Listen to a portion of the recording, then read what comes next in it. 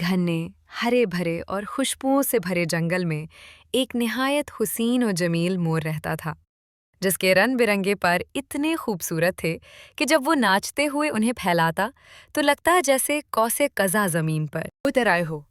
जंगल के सब जानवर उसे देखकर हैरान रह जाते, मगर मोर को इस खूबसूरती पर बहुत गुरूर था।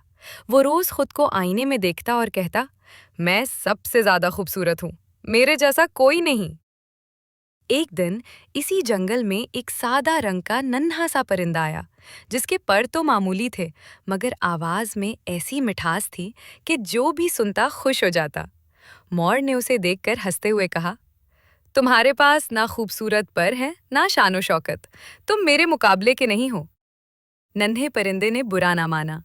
वो शाख पर बैठा और प्यारे सुरों में गाना गाने लगा। उसकी आवाज सुनकर हिरन रुक गया, खरगोश उछलना भूल गया और बंदर तालियां बजाने लगा। मोर ने सोचा कि वो भी सबको मुतासर करेगा। उसने जोर से गाना शुरू किया, मगर उसकी आवाज इतनी बेसुरी निकली कि सब हंसने लगे। तब मोर का सर शर्म से झुक गया और उसे एहसास हुआ कि खूबसूरती ही सब कुछ नहीं होती। हर किसी में अल्लाह ताला ने कोई ना कोई खास खूबी रखी है।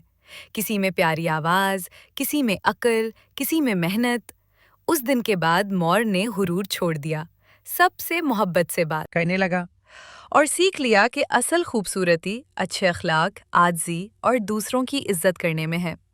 और यही सबक जंगल के सब बच्चों के दिलों में हमेशा के लिए बस गया। कहानी हमें सिखाती है कि असल खूबसूरती ज़ाहिरी शान और शौकत में नहीं, बल्कि अच्छे अखलाक, आजी, मोहब्बत और दूसरों की इज्जत करने में है। जो इंसान या जानवर अपने रवैये को बेहतर बना लेता है, वही सबके दिल जीत लेता है। और यही सबक बच्चों के दिलों में हमेशा के लिए नक्श हो जाता है।